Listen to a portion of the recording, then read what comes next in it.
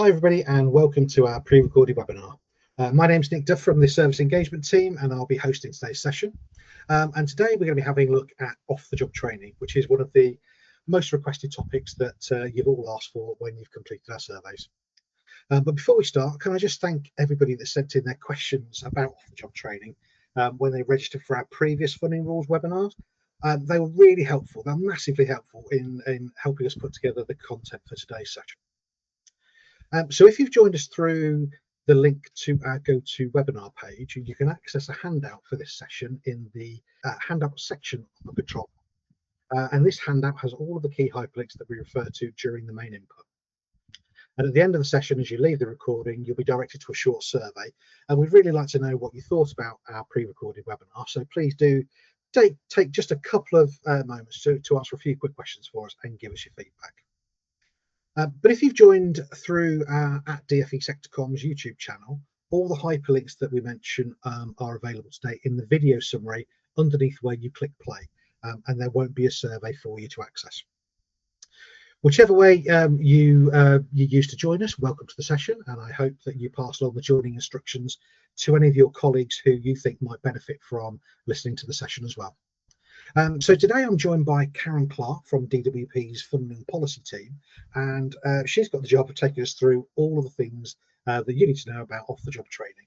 And we think the session is going to last for around 6 minutes. So Karen, welcome to you, and are you ready to kick off? I am. Could you just have the next slide? Yeah, okay. Okay, thanks, Nick. Hi, everyone. My name is Karen. I'm one of the senior managers, as Nick said, on the Apprenticeship Funding Policy team. And I do want to echo what Nick said and thank everyone for sending in their responses to help inform what we should cover today. Those responses ranged from I want to know everything to some very specific questions. So because we had that range, I have tried to include a bit of everything. But of course, this means that you might have to skip over some content depending on what you already know about off-the-job training. So to help you work out which bits you might want to listen to, this is what I'm going to cover. I've split the presentation into 6 parts and I've put the part number at the top right of each slide to help you navigate through the presentation. So in part 1, I'm going to be covering the basics, and this section is aimed at those people who did want a bit of a recap of everything. I'll be using the 26-27 funding rules as a reference point, so you might want to have those handy. I don't plan to just regurgitate the rules though. What I want to do is give a bit of context behind some of the rules, especially in those areas where we had a lot of questions. In part 2, I'm going to be covering the minimum requirements of the policy. And as we had a change in the off-the-job training policy in August 2025, I'll be covering both policies, both pre and post this date. Part 3 is about documenting, evidencing and funding audits, followed by changes of circumstance in part 4. Then in part 5, I want to spend a bit of time addressing some of the very specific questions we were asked to include, which haven't been covered in the other slides. And then finally, in part 6, I'll cover sector support before handing back to Nick. So I hope that sounds okay as a bit of an outline. Please bear in mind that the slides reflect the policy as it is now. We're not anticipating any further change to off-the-job training at the moment, but you should always use the current funding rules for the most up-to-date position. So the slides are going to take around 55 minutes, which I appreciate is a lot to listen to on one subject. So feel free to watch this in sections or skip to the section that you think will be of most interest to you.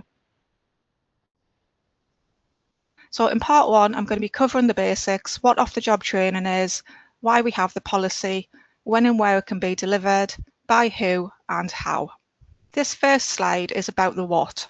So this is the definition of off-the-job training that you can see on the slide, and you might recognise this as it is a direct lift from the apprenticeship funding rules. I'm only going to talk though about the bits I've put in bold, as these were the bits that people asked about. So the definition says that off-the-job training must take place within normal working hours. So why does it say that? It says this because an apprenticeship is considered to be a work-based training programme, and because the training is designed to support the apprentice to become occupationally competent in the workplace.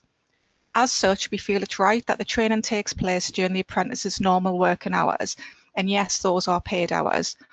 We feel it would be unfair if we expected an apprentice to undertake a full-time job role and then do their apprenticeship training in their own time to attend training.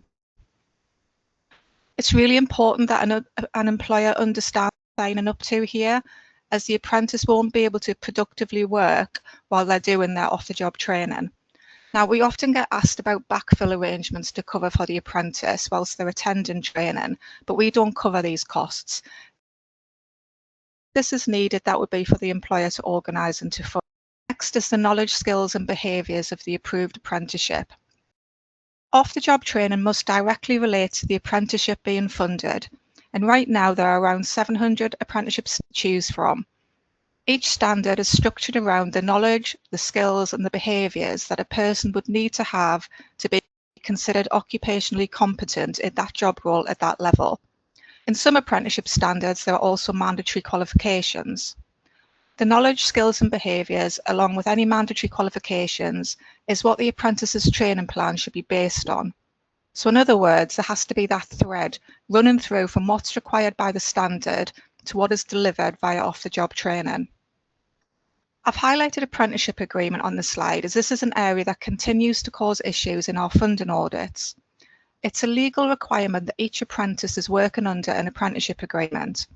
Now, there are some exceptions to this, and these are listed in the funding rules, but generally speaking, if an apprenticeship agreement is required and there isn't one in place or it hasn't been completed properly, then the individual is legally not an apprentice, and in turn we can't fund their programme. Now, that means if any funding has been accessed, we might need to recover all or some of that funding, depending on what the issue is. Finally, on this slide, I want to touch on the legal definition of on-the-job training, as we were asked about that a lot. As you can see, this is defined as training for the sole purpose of enabling the apprentice to perform the work for which they've been employed. So in other words, it's training that doesn't specifically link to the apprenticeship standard, and the apprentice might need that training because it's required for the broader job role. We don't fund on-the-job training, and its responsibility lies for this training lies with the employer. On this slide, I've put what we call the 4 tests of off-the-job training, and these have really come out of the definition that we've just spoken about. If you can answer yes to these 4 questions, then the activity is likely to be considered off-the-job training. So, question 1, is the activity directly relevant to the apprenticeship? Now, this goes back to what I said on the previous slide about aligning the training to the requirements of the apprenticeship standard. Anything that's not required for the standard is not off-the-job training. Question 2, is the activity teaching new knowledge, skills and behaviours? All training must teach new skills only. When a learner first joins a provider, one of the things that the provider will do is check if they have any relevant prior learning. And this is because we don't fund knowledge and skills that the individual already has. Question 3, is the learning taking place in the apprentice's normal working hours? Again, this goes back to the fact that normal working hours is in the legislation. We have said, though, in the rules that if off-the-job training must, by exception, take place outside of these hours, that can be okay as long as the apprentice has agreed to it and they've been financially compensated, either by time off in lieu or by an additional payment. But the majority of training must not be delivered in this way. In question 4, is it an eligible activity? And I'm going to cover what I mean by that on the next slide. So what you can see on this slide is 2 boxes. The first box is the eligible activities, so things that can be included as off-the-job training. And then the second box are the things that must not be included. Again, these are both lifted from the funding rules. And again, I'm only going to go through the ones that I've put in bold, as these are the ones we were asked to give a bit more context to. So the first one is shadowing and mentoring in the first box. So this is included as an eligible activity, as we recognise that sometimes the employer might be in a better position than the training provider to deliver some of the required training. And they may want to do this by allowing the apprentice to shadow them, or by mentoring the apprentice on a specific topic. So thinking back to the tests that we've just covered, so long as shadowing and mentoring is delivering new skills that are directly relevant in normal working hours, then this can be counted as off-the-job training. Now, the only thing I'd be careful of here is the relevancy aspect. Shadowing is often used when the individual is a new member of staff, often to get them up to speed with how things work.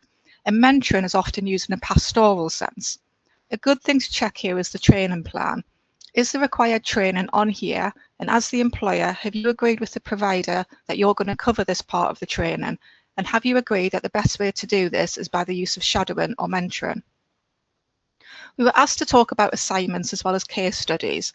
Assignments are included because whilst an apprentice may learn theoretical material in a classroom, they may then be asked to continue this learning by producing an assignment or a case study to outline how this theory applies to their employer or to their job role. They're still continuing to learn through this process. Again, refer back to the 4 tests and the training plan if there's any doubt. We were asked when revision is acceptable and when it's not, and I thought that was a really interesting question. Revision is fine if it's clearly supporting the 4 tests, but it's not fine when it's being used to pad out a programme to meet the minimum policy requirements. So seeing large amounts of revision is something that is likely to be picked up in a funding audit. We were asked about onboarding at the provider. Now, I guess this was asked because this is time that the provider is spending with the learner, but onboarding is about assessing a starting point and completing required documentation. Onboarding doesn't typically deliver training, which is why this time can't be included and why it's in the no box. Examinations and other testing are also in the no box because they don't meet the tests, so these activities allow the apprentice to show what they've already learned at a point in time. Before I move on from this slide, I want to cover a few more areas that we are asked about, ones that don't appear currently in either list. The first one is one-to-one sessions with a tutor. I've made the assumption that what was being referred to here might actually have been learning support, albeit by another name, and this would be eligible if that's the case. To be successful, learners do need a range of approaches and support, and some apprentices may benefit from personal one-to-one support from their provider to help them stay on track. That might take longer, so it's appropriate that this extra time is recognised. If you asked this question and it wasn't related to learning support, a one-to-one session may still be okay if that time is teaching new skills. The only thing I'd be aware of here, a bit like the mentoring point, is when the one-to-one session becomes more of a pastoral activity. If that's what this is about, then that wouldn't be eligible. We were asked about training for specific equipment in the workplace. We do have practical training on the yes list, but ultimately this one will come down to whether that training on that equipment is needed because of the standard or because of the job role. The first would count because it's relevant, the second one wouldn't because it's solely about the job role. Moving on to portfolio building and the time to write up work-based reflections, we would consider these to be off-the-job training and meet the new skills tests, which doesn't mean that they aren't important, but it does mean that they're not off-the-job training. At the point of undertaking these tasks, again, the learning will already have been delivered. And finally, I want to cover business meetings. That was asked a lot. I mean, this question was fairly non-descriptive. I guess it would depend on what the business meeting was about. But I think on the whole, it's quite unlikely to meet the criteria for off-the-job training. Remember that the content of the standard is what's important. Is the activity on the training plan, does it meet the 4 tests? If not, I'd say this one is probably more than likely a no. So I've covered the what and now it's on to the why. Why do we have an off-the-job training policy at all? Simply put, it's a statutory requirement of an English apprenticeship programme, and it's the vehicle that ensures the apprentice is upskilled, that they know more after the programme than they knew before it. As it's part of the definition, without off-the-job training, the programme cannot be considered as a valid apprenticeship. The legal requirement, along with the definition we looked at earlier, can be found in the Apprenticeship Miscellaneous Provisions Regulations 2017. Now, you might notice if you look at these regulations, there's no legal stipulation about how much off-the-job training must be delivered. The volume of training is solely a policy decision that we make rather than the statutory one, and I'll be covering more about the minimum entitlement in part 2. I'm now going to move on to the when and the where, starting with when, and there are a few things to consider here. The starting point is that off-the-job training must take place in the apprentice's normal working hours, and as I said earlier, there is an exception to this provided the apprentice is financially compensated. There are various delivery models, and these include day release, where the training is pretty much delivered evenly over the duration of the programme at 1 day a week, but some programmes lend themselves well to the training being front-loaded, with more training delivered at the beginning of the programme and then tapered off towards the end. And some programmes may work well in blocks, for example, 1 full week out of every 4 or some other variation. The delivery model is for the provider to agree with the employer. We do have an active learning policy, and the purpose of this policy is to keep the apprentice actively engaged in their programme. The government is making monthly payments for the programme, and so it's right that we and the learner and employer see some return on that investment. As a minimum, delivery must be either monthly or quarterly, but that depends on the delivery model. The funding rules gives more information on the active learning policy, including where activities are planned but for whatever reason they don't take place, perhaps due to sickness or to holiday leave. I'm going to move on to where. It's also up to the provider and the employer to agree where training takes place. We know that the name of the policy, off-the-job training, can sometimes cause confusion. Whilst the training must be off the job, by this we mean away from the productive job role. It doesn't mean that it has to be away from the workplace. Off-the-job training can absolutely take place at an employer's workplace, and it can even take place at the apprentice's workstation, provided it meets the test we discussed earlier. Alternatively, it can take place away from or off the job, for example, at a training provider's premises. It can include distance learning, for example, if the learner is accessing online activity at home. Ultimately, it's the activity rather than the location that determines whether the training is meeting the definition. The last point I want to cover on this slide is the use of live environments. For these, we typically say that the training must be separate from the apprentice's productive day job. However, we understand that on occasion, a live environment can sometimes be required in order to check transferability of knowledge and skills. For example, it would be difficult for an apprentice in a retail environment to learn new skills without real-life customers, or for an apprentice bus driver to develop their skills without any real-time interaction with passengers. The important thing to bear in mind, though, is that a live environment shouldn't be used all the time, as this essentially means that the apprentice is still performing their productive job role and isn't specifically being released for training, so please bear that in mind. The final slide in this part is covering the who and the how. Who delivers the training? When the training plan is prepared at the start of the programme, who delivers what is something that should be agreed again between the provider and the employer. While the organisation that we fund, which is usually a training provider, is responsible for making sure that the off-the-job policy is met, this doesn't mean that this organisation has to deliver all of the training themselves.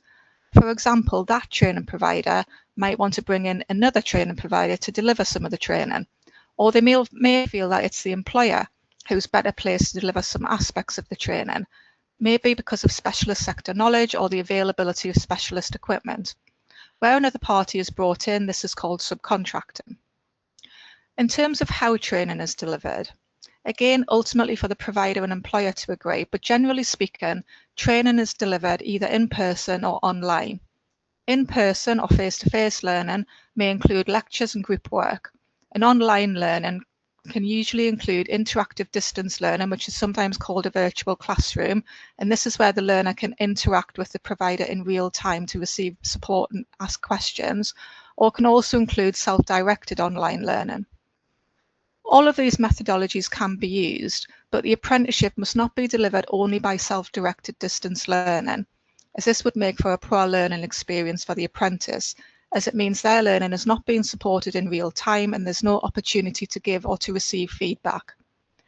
As individuals have different learning experiences and learning preferences, good off-the-job training would ideally have more than one delivery method. For example, a combination of face-to-face delivery with some online learning and group work. So that's the end of part one, and we've now covered the basics, the what, why, when, where, who, and how of off-the-job training. Part two of this webinar is about the minimum policy entitlement. As I mentioned at the beginning, there was a change in the off-the-job training policy in August 2025.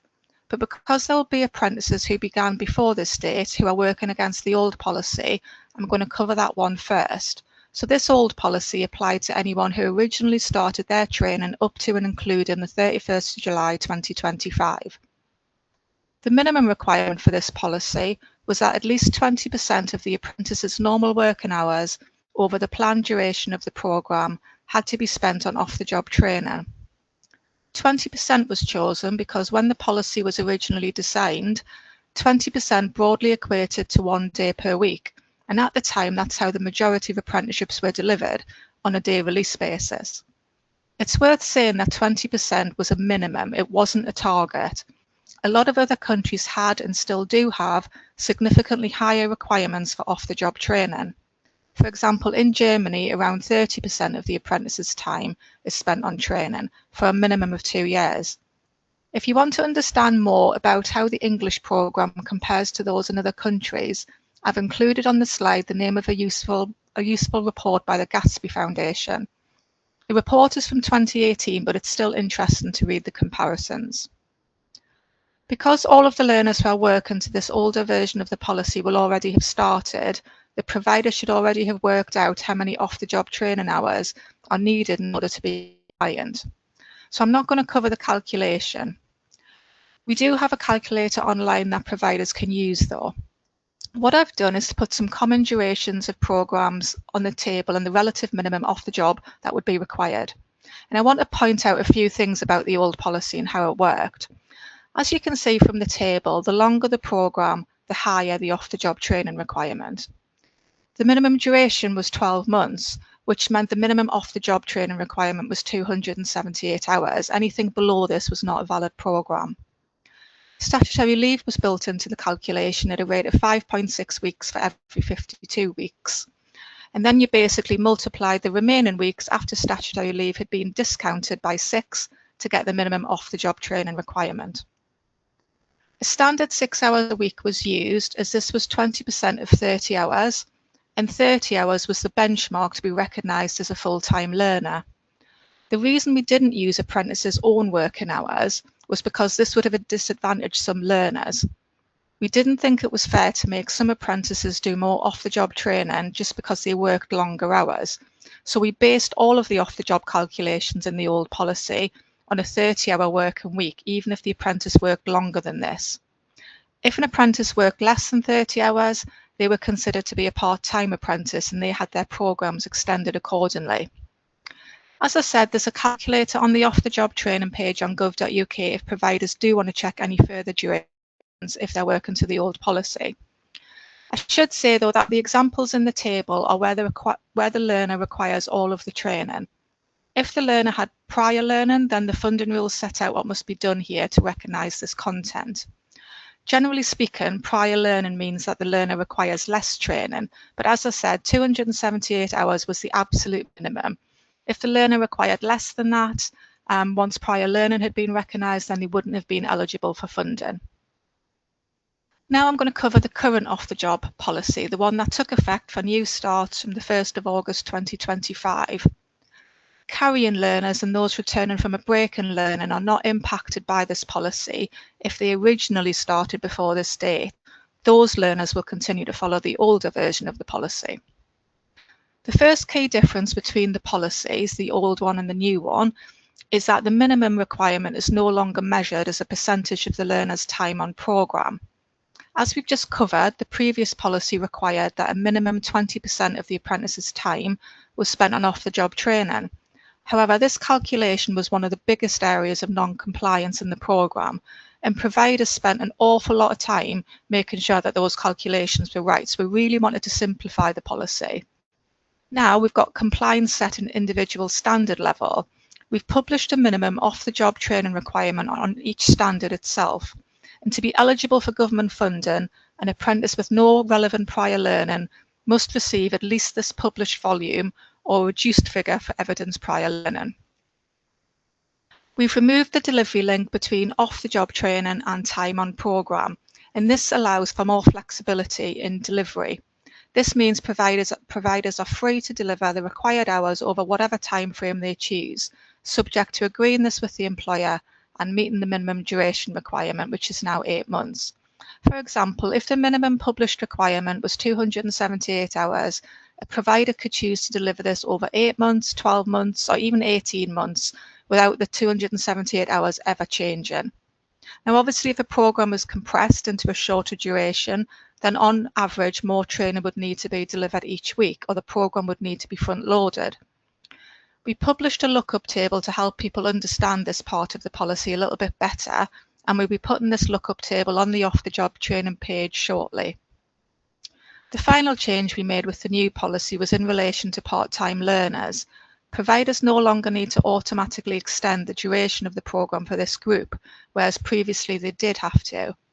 Some part-time apprentices may benefit from an extended programme, and providers must still consider the apprentice's hours when setting the programme length so that all training expectations are realistic. Overall, we believe the policy changes we have made are positive. Having a set minimum requirement for each standard significantly simplifies the programme and should lead to less audit errors. And delinking the learner's duration from the hours and not having to extend the programme for part-time learners where it's not needed provides flexibilities that providers didn't previously have in the old policy. And in turn, the hope is that these changes will improve the learner experience. I want to touch on how we set the minimum hours for each standard, as we did get questions about this. Overall, this depended on whether we had any data from individual learner records that we could use. Where we already had completers on a standard, we looked at how many hours had actually been delivered on average to those learners across all providers.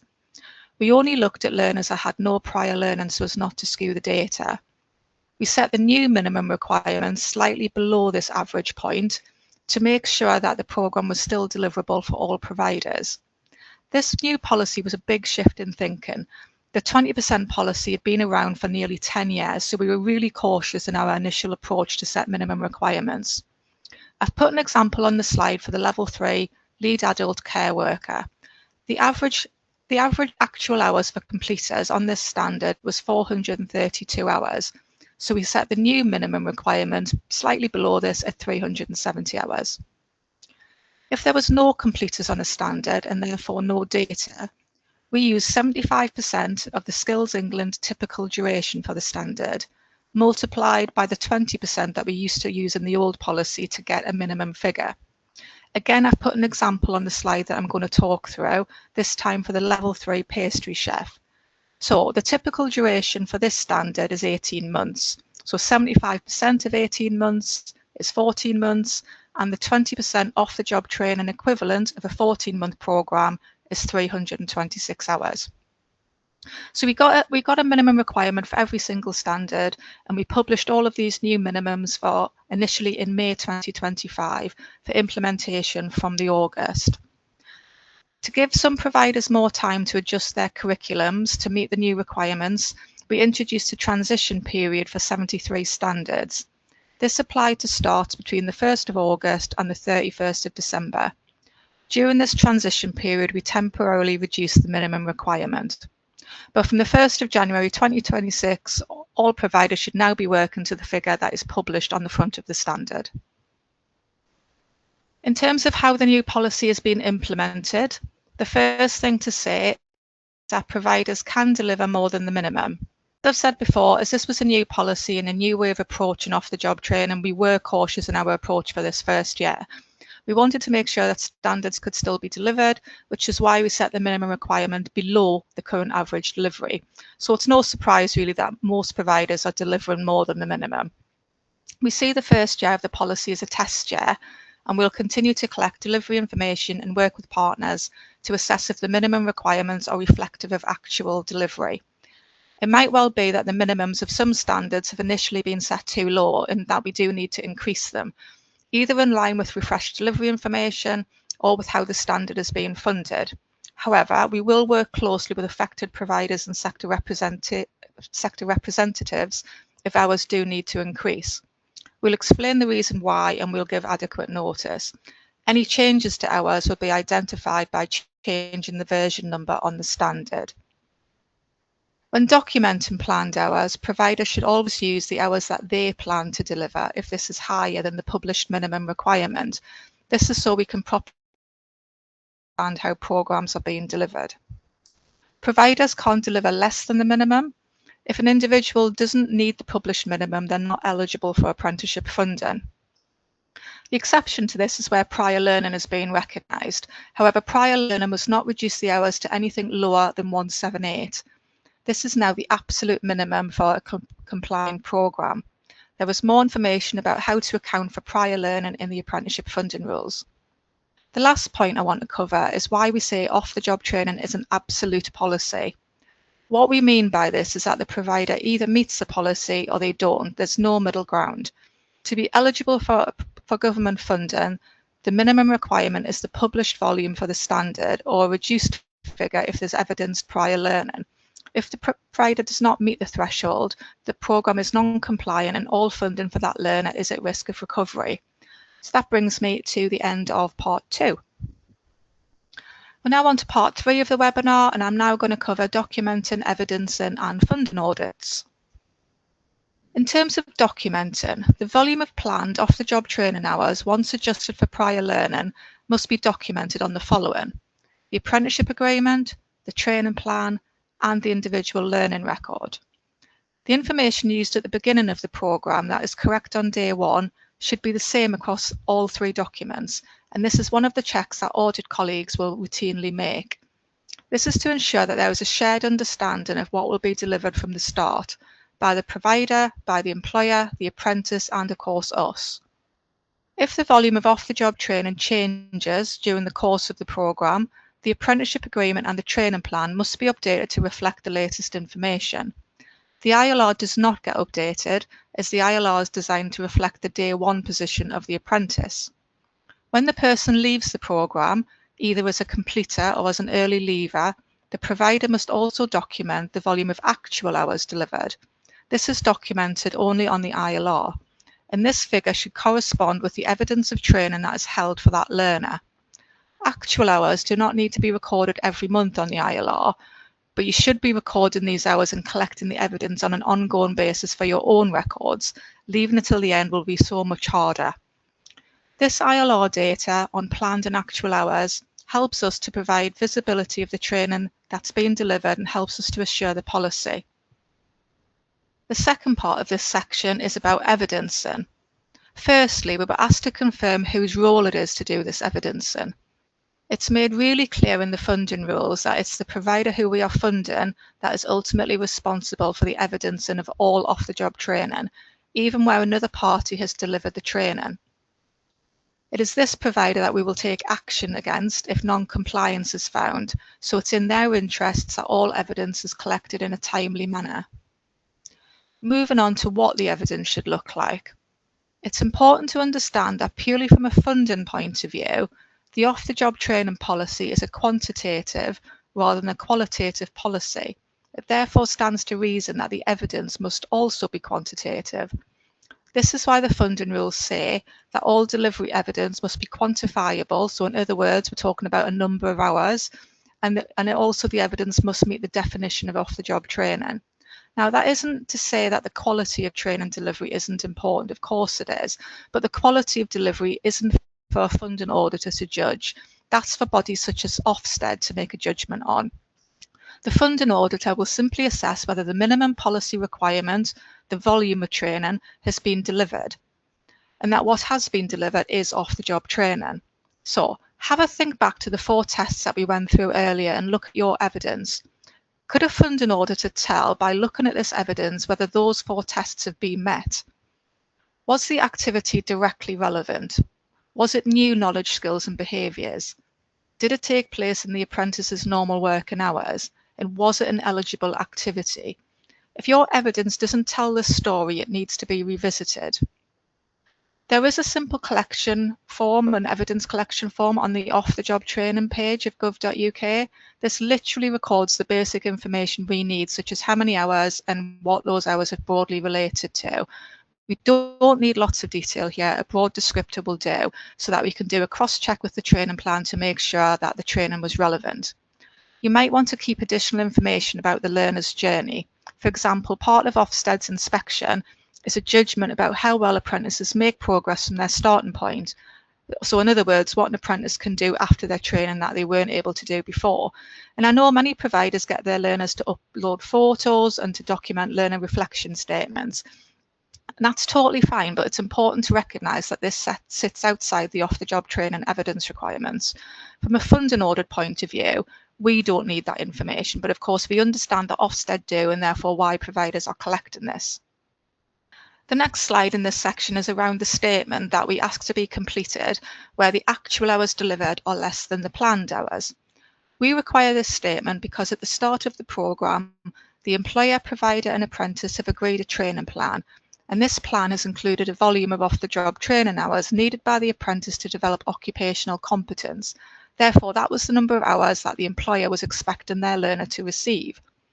At the end of the programme, once all training has been delivered, if the actual volume of training was less than the plan, it's important to understand why there was this difference, and important to understand and to check that all parties are happy with the delivery.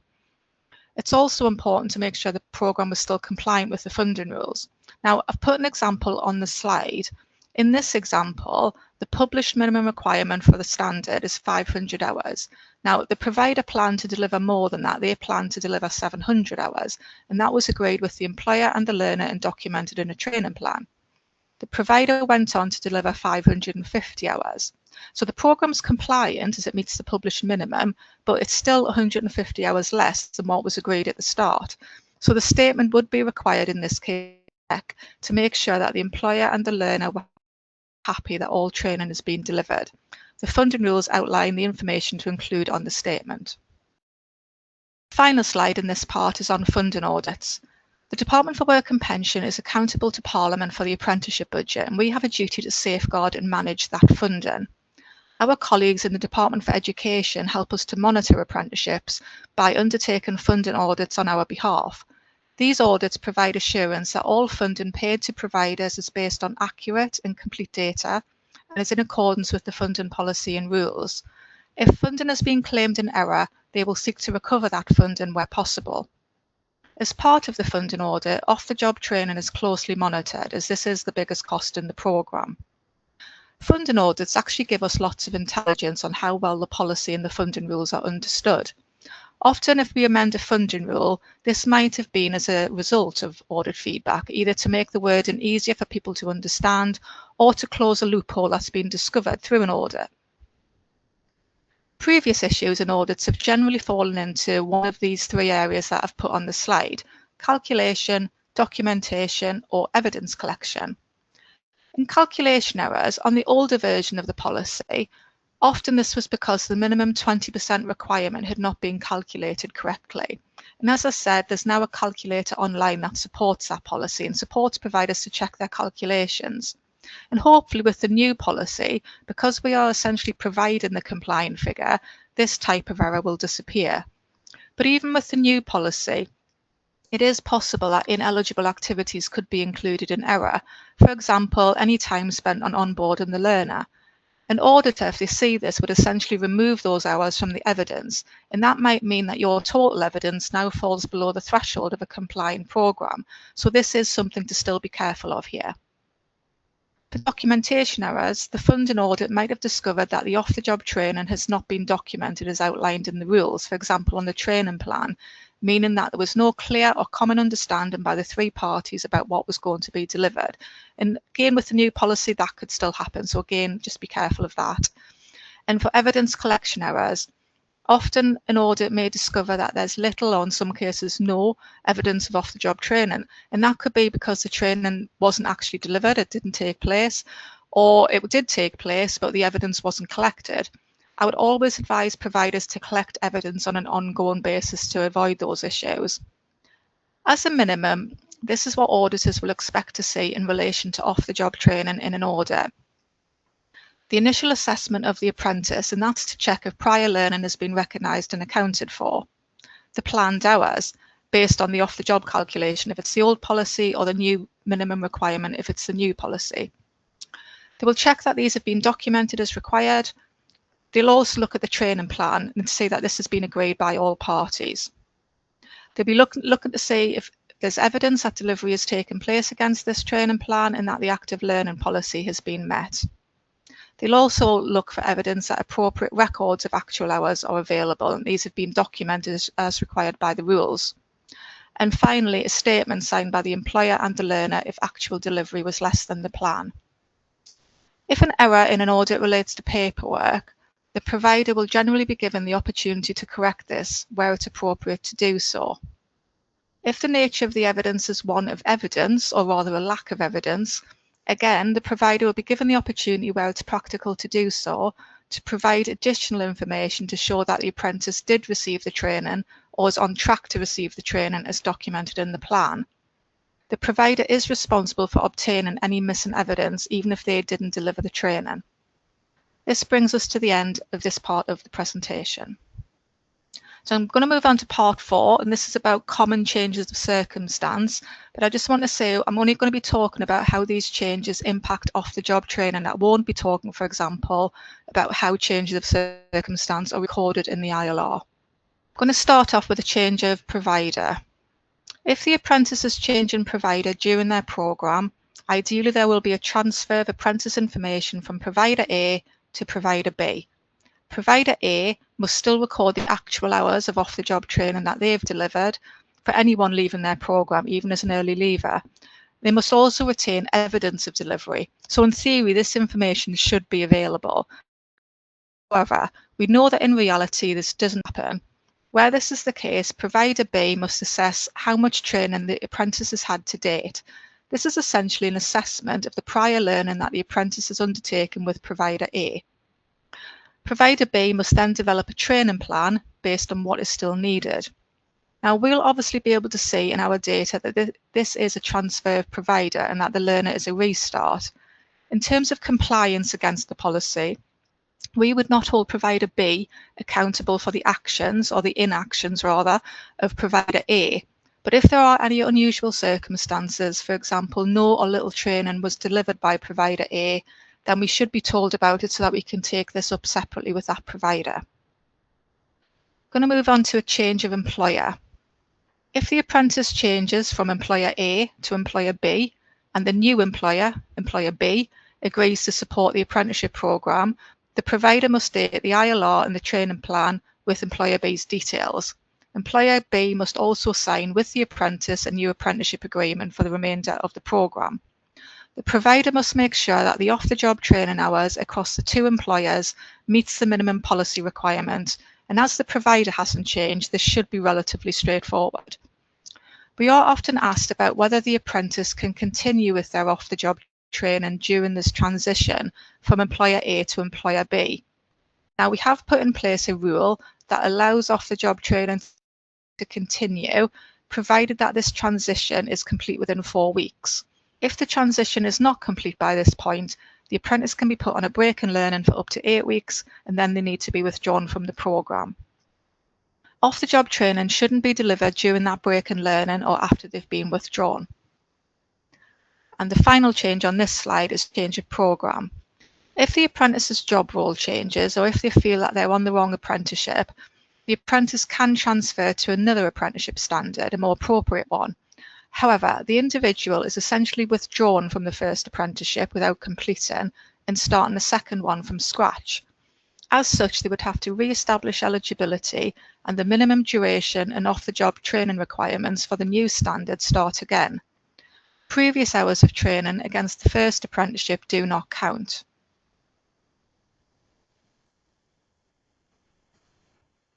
If the apprentice has an increase or decrease in their employment hours, where this happens, the most common query we get is whether this impacts the volume of training that's required.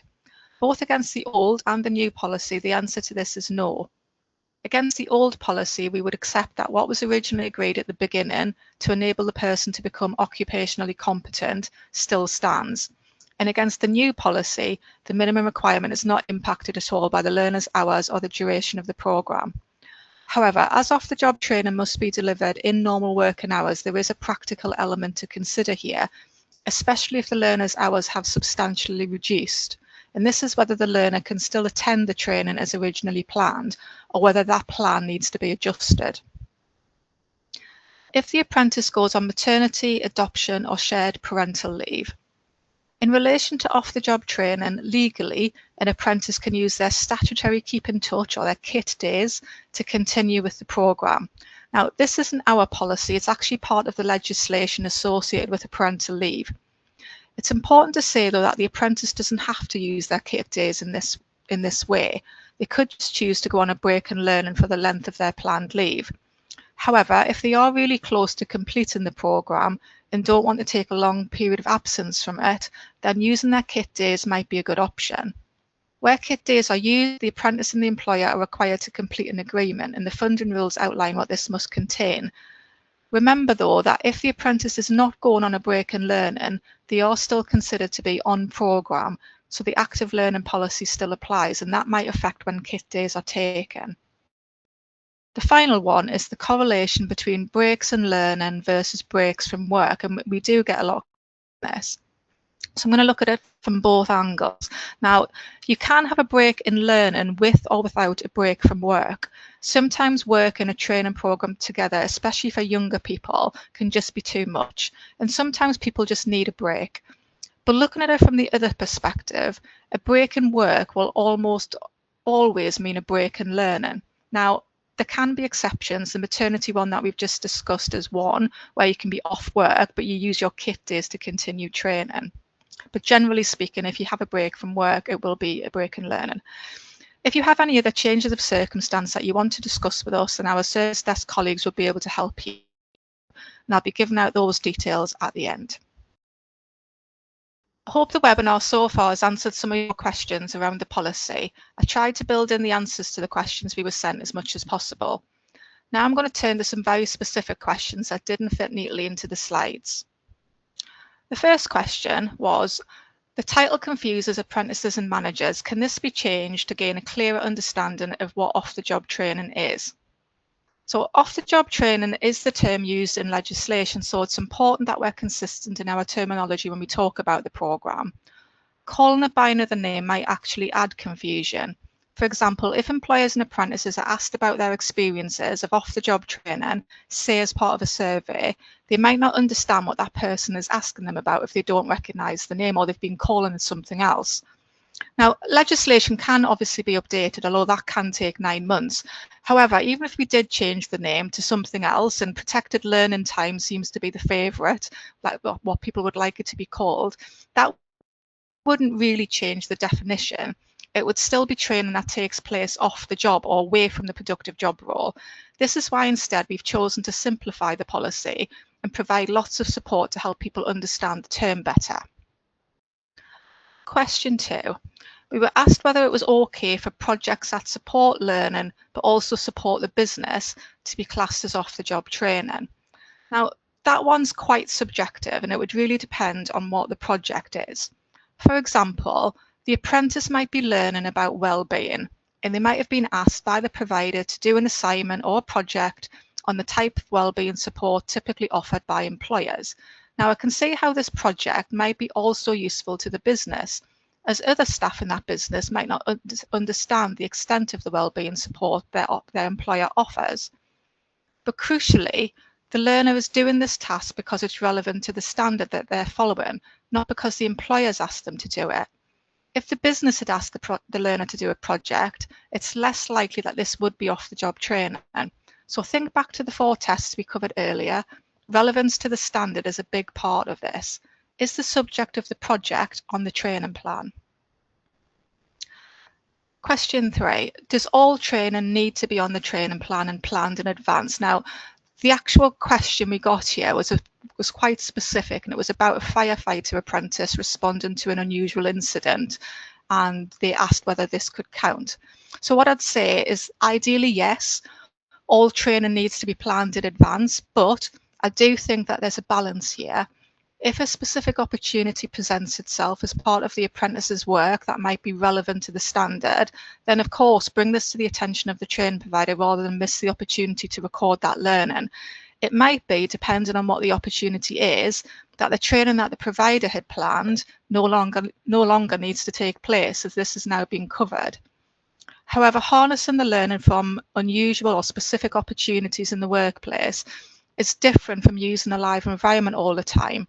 If that was essentially happening, then essentially the apprentice is doing their productive job role for the employer and is not being released for training. So that's the thing to be careful of here. Then finally on this slide, question 4. With regards to the 4 tests and the definition of new knowledge and skills, when does something stop being new? Now, this is a really good question.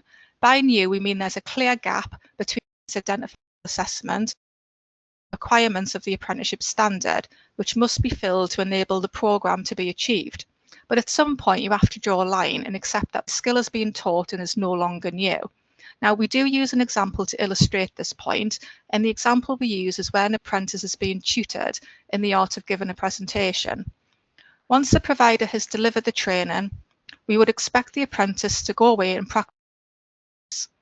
And if the apprentice is on a 2-year programme and regularly gives presentations as part of their job role, they might continue to improve in confidence every time they present. However, that doesn't mean that every time they present, standard has been met. So once that gap has been closed and the skills been taught, it's no longer new. Question 5, for the new policy, how does the recognition of prior learning work? And we got given quite a specific example. Does the provider take prior learning away from the published minimum or their planned hours? And so the example they gave was where the provider's usual curriculum for a standard was 350 hours. The published minimum was 300 and there was 10 hours of prior learning to apply. So the answer to this is that they would take the 10 hours of prior learning away from both.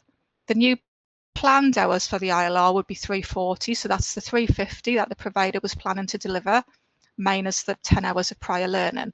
And the new minimum requirement would become 290, so that's the 300 published minimum, less the 10 hours.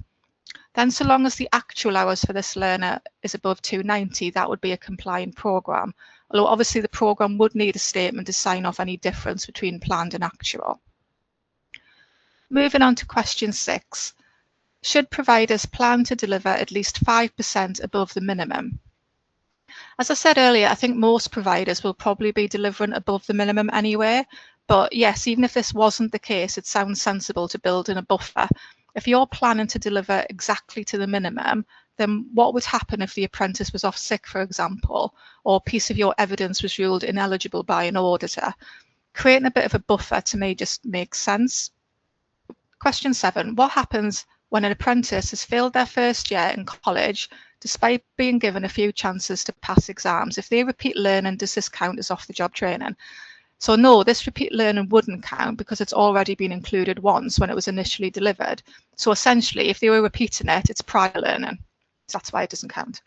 And finally, question 8, how will off-the-job training be affected by the new assessment reforms, especially with employers now becoming responsible for the behaviours aspect of a standard? The minimum requirement won't be impacted by the reforms, and this is because of the approach we've used in setting the minimums, the fact that we set these below the average of what was currently being delivered. So in effect, we already had that buffer, the time that might have been spent on behaviours built into that approach.